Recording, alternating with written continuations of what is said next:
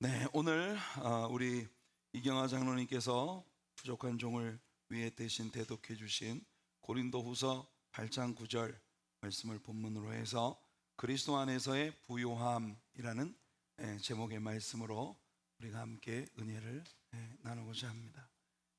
그리스도 안에서의 부요함. 바울은 오늘 본문에서 말했습니다. 우리 주 예수 그리스도의 은혜를 너희가 알거니와 부요하신 이로써 너희를 위하여 가난하게 되심은 그의 가난함으로 말미암아 너희를 부요하게 하려 하심이라. 바울 사도는 오늘 본문에서 은혜에 대해 우리에게 얘기합니다. 우리 주 예수 그리스도의 은혜를 너희가 알거니와. 여러분, 은혜가 무엇입니까? 은혜라고 하는 것을 알고 계시나요? 은혜라고 하는 것을 성경이 가지고 있는 성경적 정의는 우리를 향한 하나님의 무조건적이고 분에 넘치는 하나님의 선하심을 나타내는 용어입니다. 신학적으로 말할 때 은혜라고 하는 단어는 헬라어의 카리스라고 하는 단어에서 왔는데, 그 카리스라고 하는 그 단어의 의미가 내가 어떠한 대가도 지불하지 않았는데, 어떠한 값도 지불되지 않은 거저 주시는, 우리가 분에 넘치는, 그러니까 정말 우리가 undeserved, 우리가 어떤 면으로도 deserve 하지 않은 그런 분에 넘치는 하나님의 사랑을 은혜라고 이렇게 부릅니다.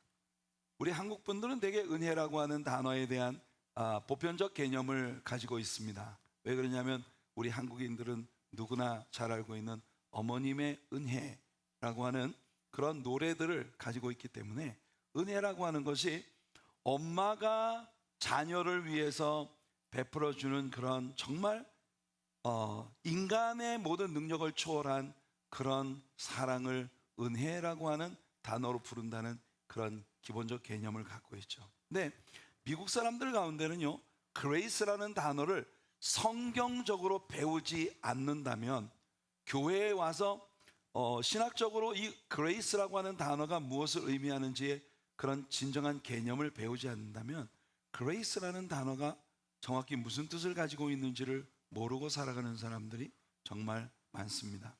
그레이스는 사람의 이름 가운데 그레이스라는 이름이 있기 때문에 그레이스가 사람의 이름이라고 착각하는 경우가 굉장히 많아요. 제가 처음 토론토에 올라가 가지고 토론토에서 사역을 했던 교회가 그레이스 처치였어요. 이름이 은혜 교회였는데, 그래서 이제 전화번호부에 그레이스 처치 이렇게 이름이 나왔을 거 아니겠습니까? 그때 당시에는 옐로우 페이지를 보고 사람들이 전화를 이렇게 할 때였는데, 제가 사무실에 있는데 전화가 왔어요. 그래가지고 전화를 받았더니 어떤 캐네디언이 저한테 하는 말이 Can I speak to Mr. Church? 이렇게 얘기를 하는 거예요. 그래서 제가 그 얘기를 듣는 순간 이 사람이 그레이스 처치라는 게 사람의 이름인 줄 알고 얘기를 하고 있구나. 그래서 Church speaking 그렇게 얘기를 했어요. 그랬더니 Can I speak with Grace? 이렇게 얘기를 하는 거예요. 그래서 그레이스가 누구를 말하는지는 난 잘 모르겠지만 지금 네가 지금 하나님의 그레이스로 나랑 지금 대화를 하고 있다고 얘기를 했어요. 근데 그분이 이런 얘기를 하는 거예요. 자기가 예언자들 그룹이래요. 그 예언자들 그룹인데 자기들이 뭘 하는가 하면은 정말 기도를 많이 하는 예언자들이 그 수건에다가 자기네들이 손을 얹고 안수를 해서 이 손수건을 아주 그 리즈너블한 가격에 도네이션을 받고 이거를 사람들한테 나눠준다는 거예요. 그래서 그 손수건을 뭐 하는 데 쓰느냐 그랬더니 이 손수건은 너의 모든 니드를 이제 채워주는 그런 기적의 손수건이라는 거예요. 그러면서 뭐라고 얘기를 하느냐 하면은 너가 혹시 이 갚아야 될 빌이 산더미처럼 쌓여 있는데 그 빌을 네가 갚을 능력이 없다 그러면은 그 네 빌 위에다가 이 손수건을 얹어놓고 기도를 하면은 이 손수건이 기적을 행해서 네가 그 빌을 다 갚을 수 있는, 빌을 다 청산할 수 있는 물질을 너한테 오게 한다는 거예요. 그리고 병든 사람이 있으면 병든 사람 몸 위에다가 이 손수건을 얹고 기도를 하면은 그 사람이 어떤 병에 걸렸든지 치료를 받는다고 이야기를 합니다. 그래서 내가 그 사람한테 그레이스가 뭔지 너 아냐? 그랬더니 이 사람이 막 얼버무려요. 그러니까 사기꾼이죠. 세상에 이런 종교적 사기꾼들이 있습니다. 그래서 자기들은 선지자들 그룹이래요. 그래서 네가 지금 나하고 이렇게 통화를 해도 죽지 않는 게 은혜 때문이다. 이렇게 이야기를 하고 전화를 끊었습니다만은 정말 미국 사람들 가운데는 그레이스가 그냥 사람 이름인 줄 아는 사람이 많아요. 옛날에 박찬호 선수가 LA 다저스에서 투수로 있을 때에 그 LA 다저스에 일루수로 있었던 그 선수가 마크 그레이스라고 하는 이름을 가진 그 시카고 컵스에 있다가 다저스로 잠시 와서 이 박찬호의 그 팀메이트로 함께 있었던 선수가 있었습니다. 그 사람 라스트 네임이 그레이스예요. 그러니까 이 그레이스가 그냥 뭐 무슨 사람의 이름이라고 생각을 하는, 근데 이 사람은 은혜를 팔아먹고 사는 사람이에요. 얼마나 웃깁니까? 네, 여러분, 은혜라고 하는 것은 그렇게 정말 싸구려가 아닙니다. 이 은혜가 우리가 정말 그에 합당한 어떤 공로도 어떤 크레딧도 가지지 못했는데 일방적으로 하나님께서 우리들에게 부어주시는 그런 넘치는 은혜, 그것이 은혜의 진정한 개념이에요.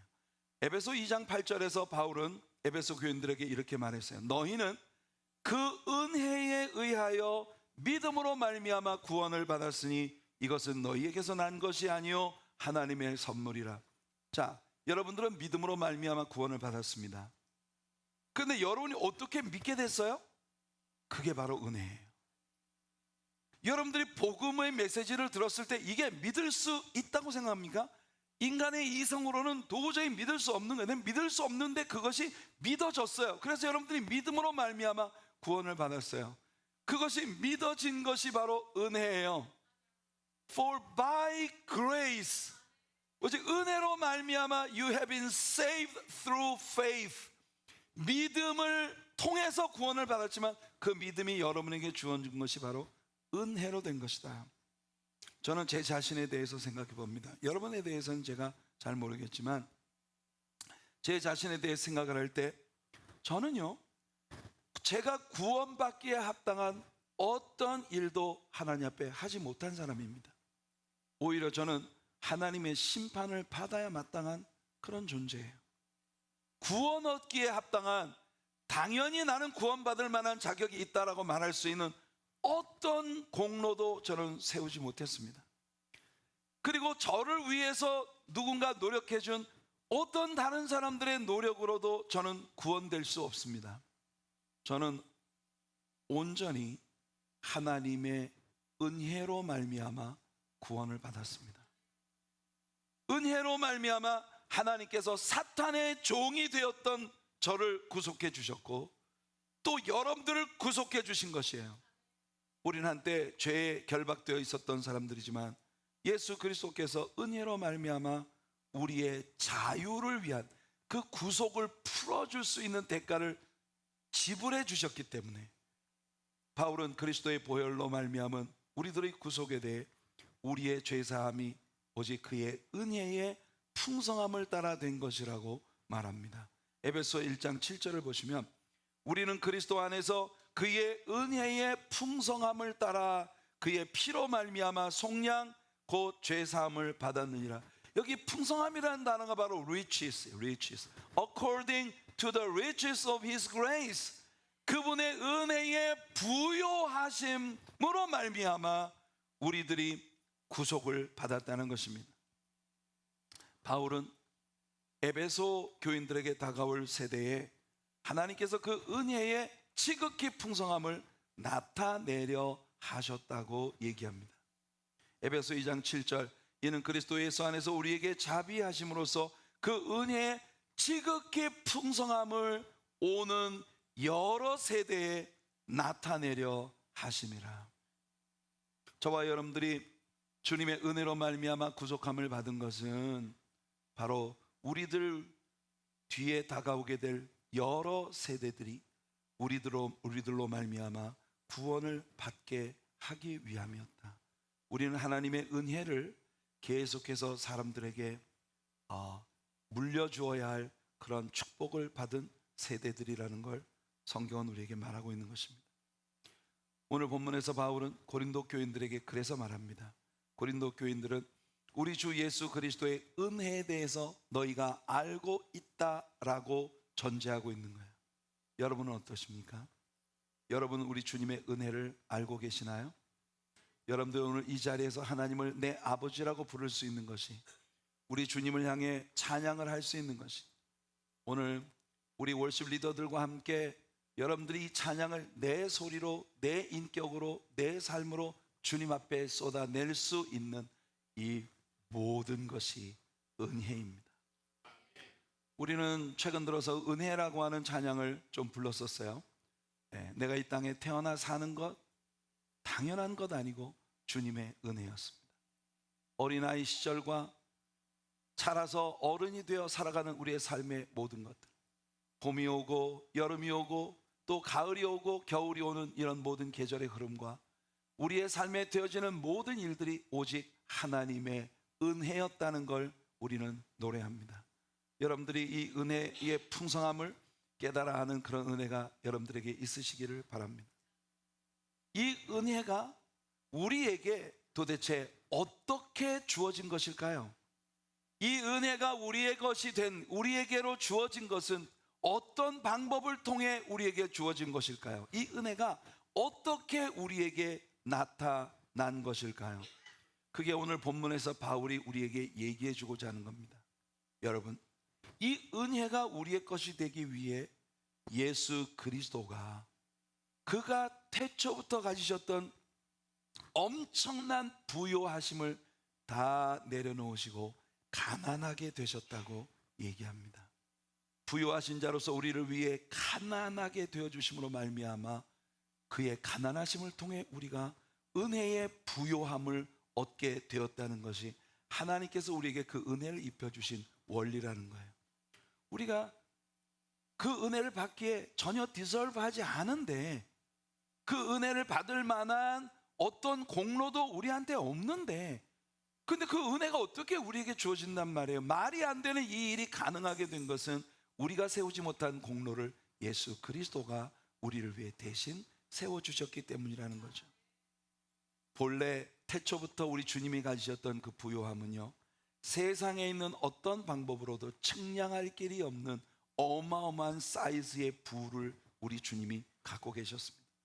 시편 50편에서 하나님의 부요하심에 대하여 시편 기자는 이렇게 말합니다. 내 백성아 들을지어다. 내가 말하리라. 이스라엘아 내가 네게 증언하리라. 나는 하나님 곧 내 하나님이로다. 나는 내 재물 때문에 너를 책망하지는 않을 것이야. 이 말은 쉽게 얘기할게요.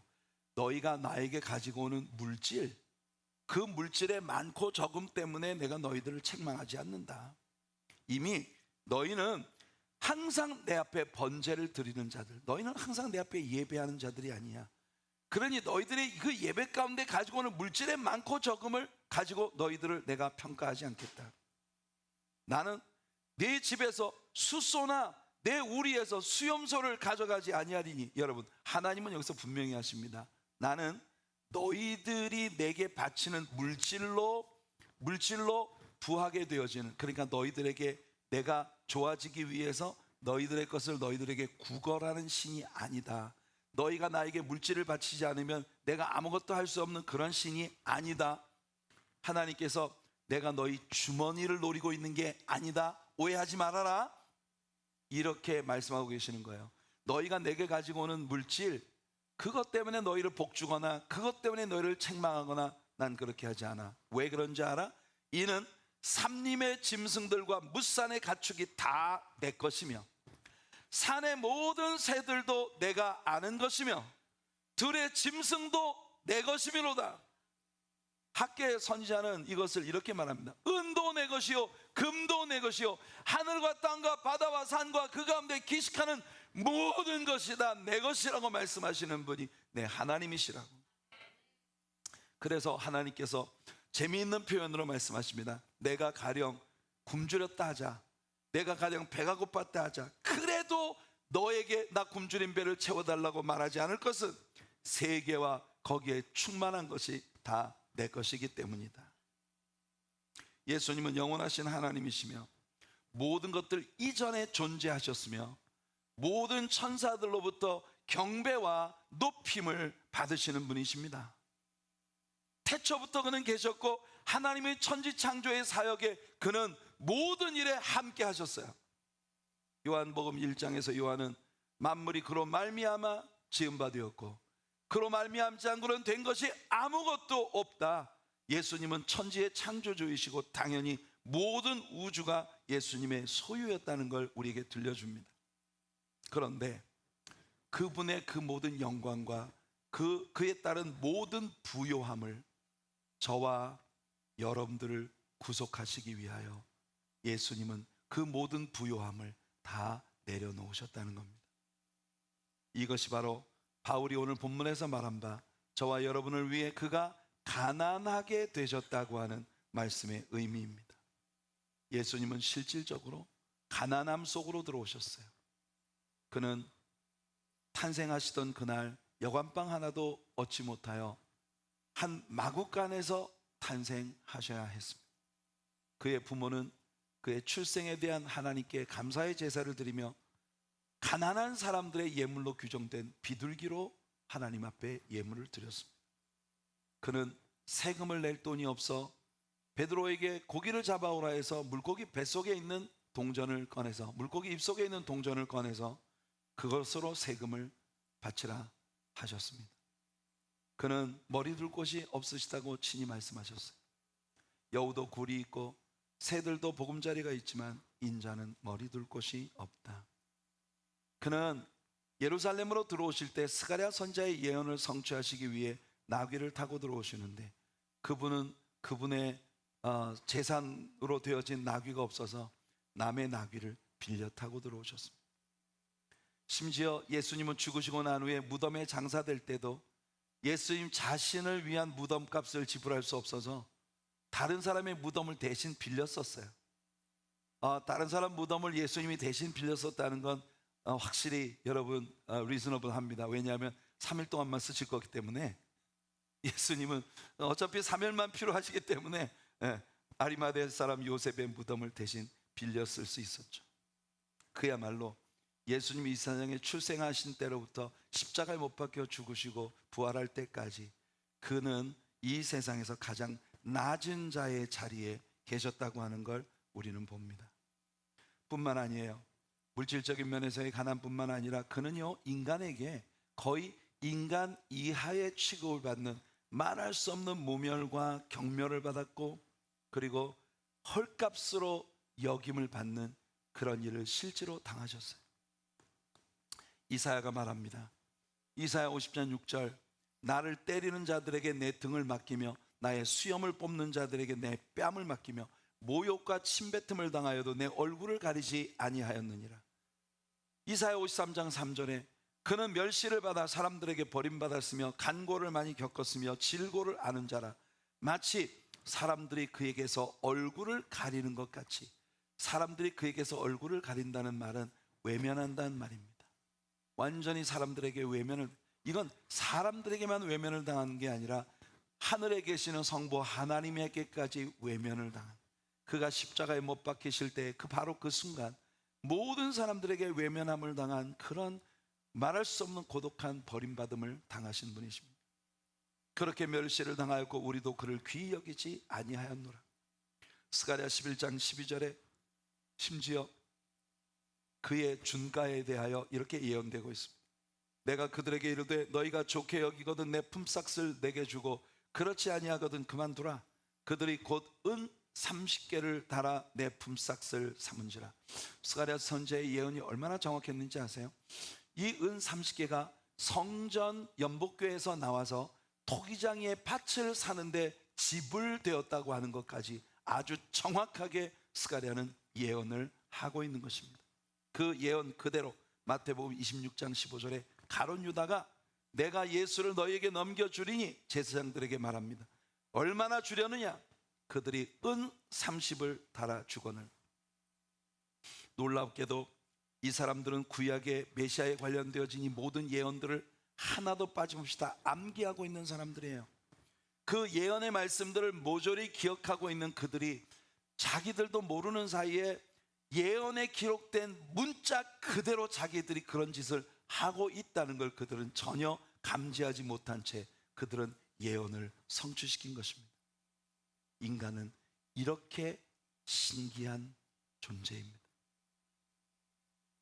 왜? 도대체 왜? 은혜를 받고 받아도 금세 까먹는 존재.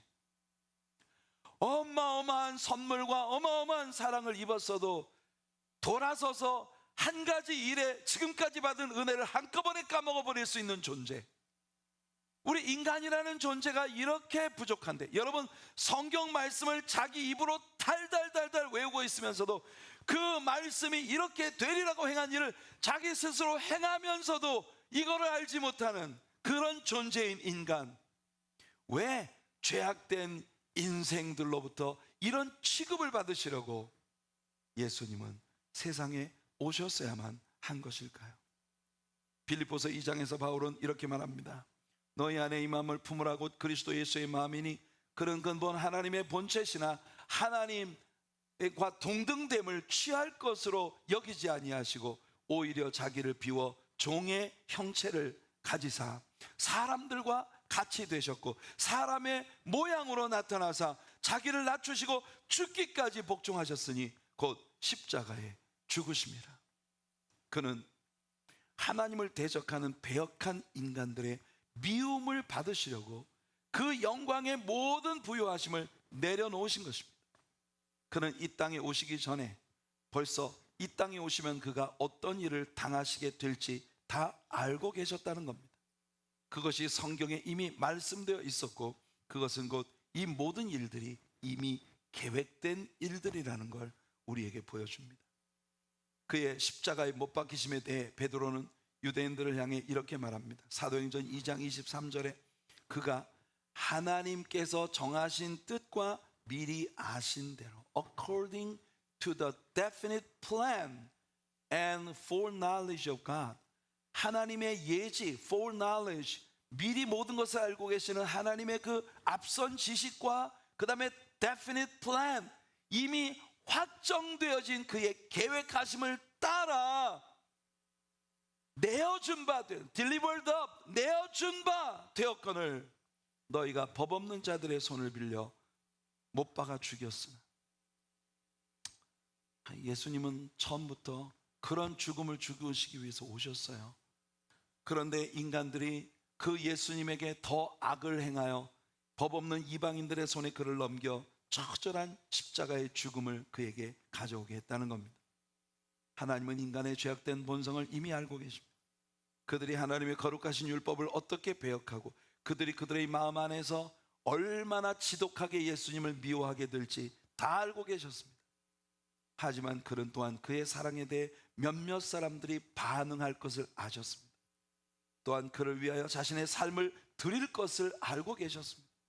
그들이 신령과 진정으로 그에게 예배할 것을 아셨습니다. 바로 그들을 위해 그의 은혜가 나타내어졌다는 것이 바울의 설명입니다. 인간이라는 존재는 우리 하나님 앞에 말할 수 없는 아픔을 드리는 존재예요.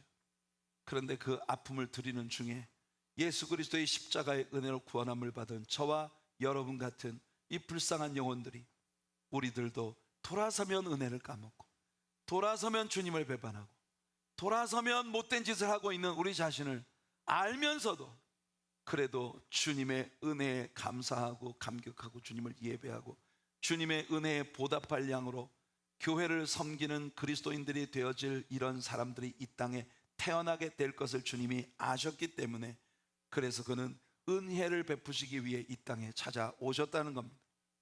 그가 그 권능으로 의를 세우시고 이 땅을 통치하기 위해 오시거나 그에게 반역한 자들을 멸망시키기 위해 심판의 대왕으로 오신다고 하면 우리는 이게 충분히 이해가 됩니다. 왜냐하면 그분은 그럴 수 있는 분이니까.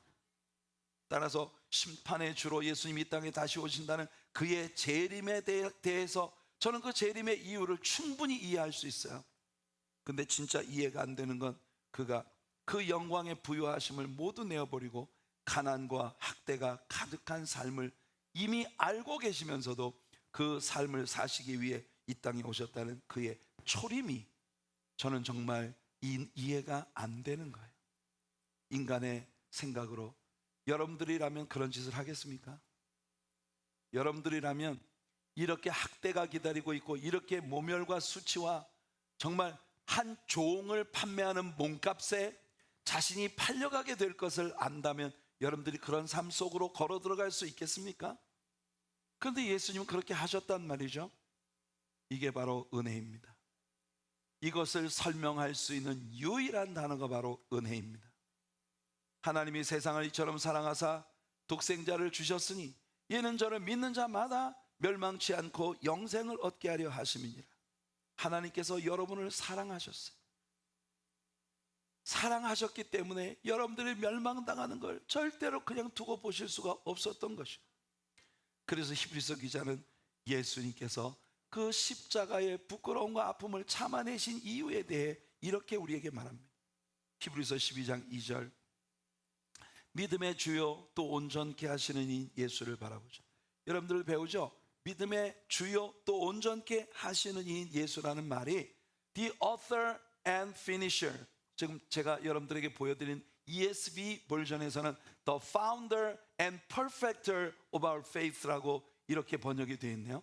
뉴 킹 제임스 버전에서는 the author and the finisher of our faith. 우리의 믿음이 시작된 것도 그분이고 우리의 믿음이 완성되는 것도 그분입니다. The founder and perfecter of our faith. 우리의 믿음이 시작되게 하시는 것도 그분이고 우리의 믿음을 완성시켜 주시는 분도 그분이세요. 그런데 그 예수를 바라보라고 합니다. 그 예수가 어떤 걸, 예수님의 어떤 걸 바라보라는 거예요? 그 앞에 있는 기쁨을 위하여 십자가를 참으사. 우리가 성경 말씀은요 그냥 훅 읽고 지나가면 안 되고 묵상을 해야 되는 이유가 뭔지를 이 짧은 한 구절이 얼마나 풍부한 의미를 가진 언어들을 담고 있는지가 우리들에게 얘기해 줍니다. 여기 십자가를 참으셨다는 말은 십자가가 예수님에게도 큰 아픔이 됐다는 뜻입니다. 참아야만 했어요. 십자가가 예수님이기 때문에 그 정도의 고통쯤은 하나님이시니까 아무것도 아니다? No. 예수님은 우리와 동일한 육체를 입고 오셨기 때문에 십자가의 그 끔찍한 아픔이 예수님에게도 견디기 어려운 아픔이었단 말이에요. 근데 그거 참아내실 수 있었어요. 또한 그 부끄러움을 개의치 아니하셨다. 여러분, 십자가에 못 박히는 일이 예수님에게도 정말 부끄러운 일이었다는 말입니다. 생각해 보세요. 영화나 연극이나 어떤 그림, 성화 같은 이런 장면에서 예수님은 그래도 최소한도의 속옷이라도 걸치고 십자가에 매달리셨습니다. 그러나 현실은 예수님은요 정말 완전히 발가벗겨온 채로 십자가 위에 매달리셨어요. 그를 따르던 그의 제자들, 그리고 십자가까지 따라온 그 여성들, 그 모든 무리들 앞에서 예수님은 완전히 발가벗겨온 채 하늘과 땅 사이에 높이 매달려. 그런데 예수님은 그걸 부끄러워하지 않았고 부끄러움을 개의치 않았다. 개의치 않았다는 건 부끄럽지 않다는 게 아니라 예수님도 말로도 할 수 없이 창피한 일이고 부끄러운 일이지만 상관없었다 그 말이에요. 상관없었어요. 왜냐하면 그 앞에 있는 기쁨을 위해서. 그 기쁨이 뭡니까? 많은 사람들이 오해하는 게 바로 그 뒤에 나오는 하나님 보좌 우편에 앉으신 그 기쁨을 위해서 예수님이 십자가를 능히 감당하셨다라고 생각합니다. No. 하나님의 보좌 우편에 계시는 건요 원래 예수님 자리예요. 원래 예수님 거기 계시던 자리예요. 예수님이 그 자리에 앉으시기 위해 구태여 이 땅에 오셔서 십자가를 지고 그 공로로 그 자리를 획득하신 게 아닙니다. 처음부터 그 자리가 예수님 자리였단 말이에요. 그런데 예수님이 그걸 다 내려놓으셨어요. 그런데 그 엄청난 고통과 부끄러움을 상관없어 라고 말씀하실 수 있었던 이유는 뭐냐? 바로 이 구절 다음에 나오는 말씀입니다. 저와 여러분들의 구원을 위하여.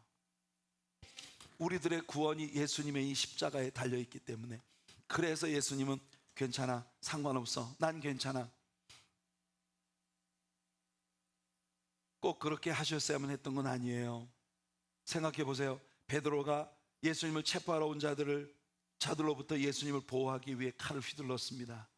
얼마나 칼솜씨가 좋은지 그 제사장을 치러 가는데 옆에 있는 종의 귀가 날아갔어요.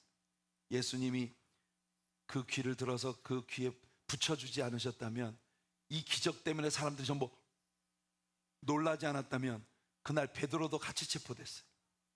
이건 공무집행 방해죄예요. 그래서 그날 십자가가 4개가 있었어야 됐어요. 그런데 여러분, 예수님께서 이 기적을 행하심으로 사람들이 베드로가 한 짓을 다 까먹어버려요, 순간적으로. 그래서 예수님만 체포된 겁니다. 여러분, 예수님께서 베드로에게 말씀하셨어요. 베드로야, 검을 도로 집에 꽂으라. 검을 쓰는 자는 검으로 망하느니라. 내가 지금 당장 12영 더 되는 천사를 불러 여기서 내가 빠져나갈 수 있다는 걸 모르냐? 12영이 뭡니까? 12영, 여기 영이라고 하는 것은요, 레기온이라고는 로마 군대의 한 단위예요. 한 영이 몇 명이나 되느냐? 우리나라 현대 군대 편제 1개 여단 정도 되는 규모입니다. 그러니까 8,000명에서 약 10,000명 정도 되는 규모를 가지고 있는 부대예요. 그런데 여러분들, 예를 들어서 천사가 10,000명의 천사가 있다. 그게 12영이다. 12만 명의 천사가 있다. 여러분, 이건 끝난 겁니다. 해보나 마나. 여러분 생각하세요. 아수르 군대가 그때 당시에 세계에서 가장 잔인하고 잔포한 군대예요. 18만 5천 명의 아수르 군대가 하룻밤 사이에 천사 하나한테 다 죽었어요. 그런 천사가 12만이 온다고? 예수님은 그렇게 하실 수 있는 분이란 말이에요.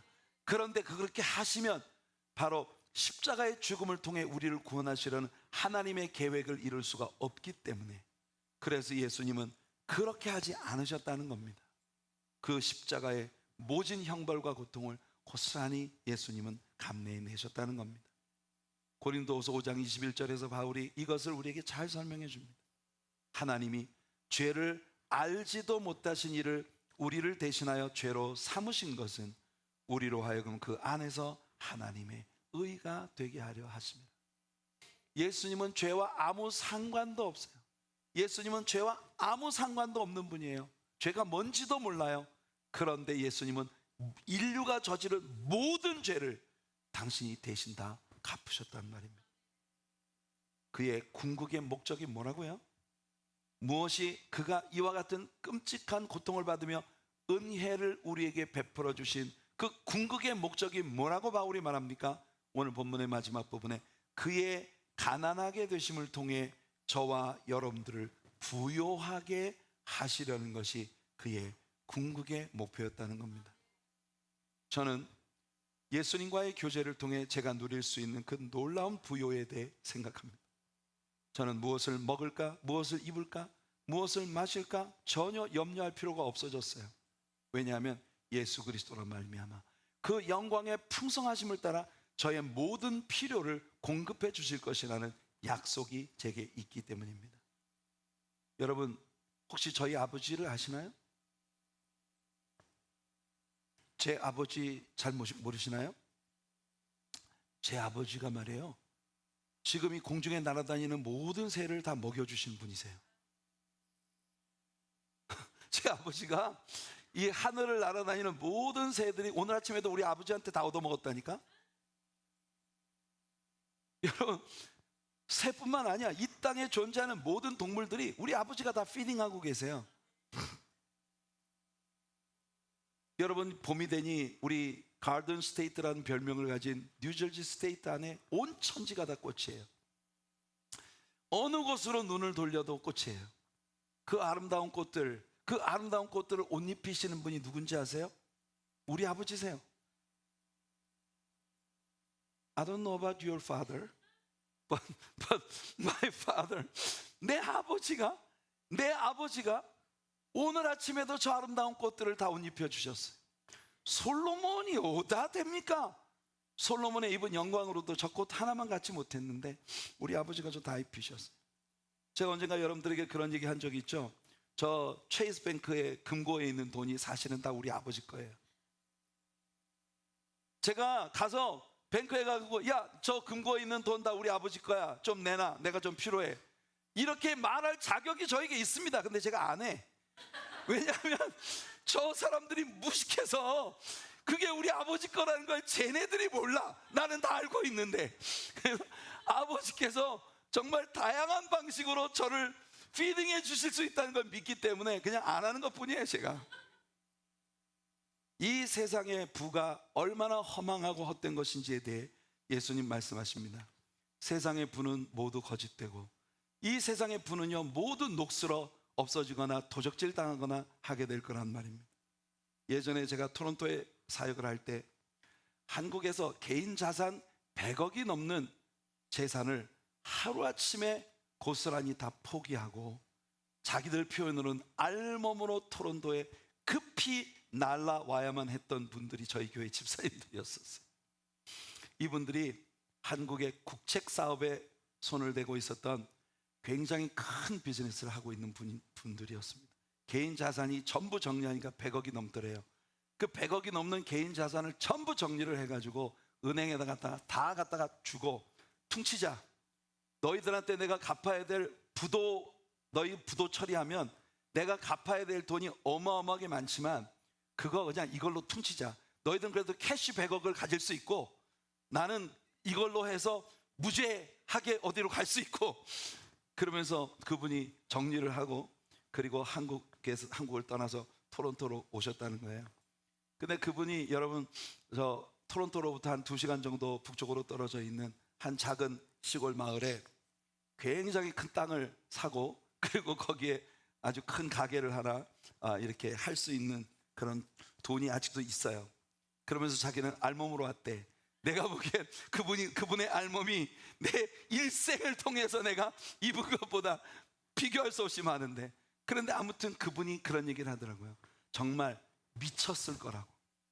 그나마 예수를 믿지 않았다면.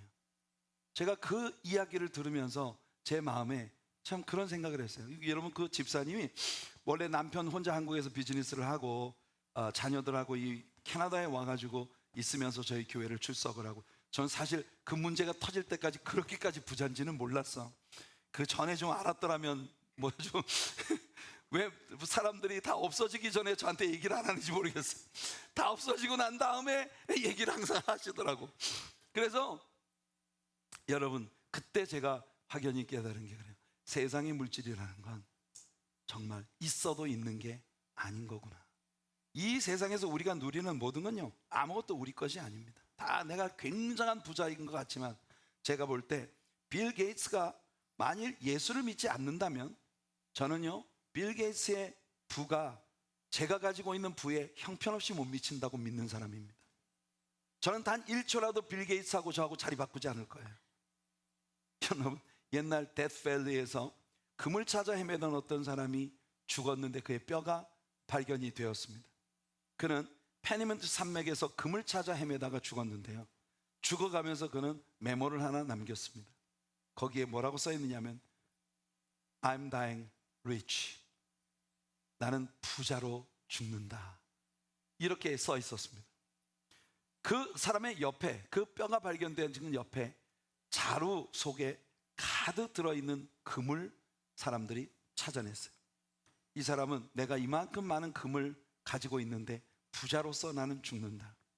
그런데 학자들이, 전문가들이 조사를 해보니 그 자루 안에 가득히 들어차 있는 게 금이 아니고 황철광이라고 하는 완전히 금빛이어서 전문가가 아니면 모두 다 속는 아무런 값어치도 없는 그냥 철광이라는 겁니다. 많은 사람이 나는 부자로 죽는다고 생각합니다. 하지만 오직 황철광을 손에 들고 나는 부자로 죽어가고 있다는 그 속임수에 사람들은 빠져 있다는 거죠. 그래서 바울은 디모데에게 세상의 부에 대해 이렇게 말합니다.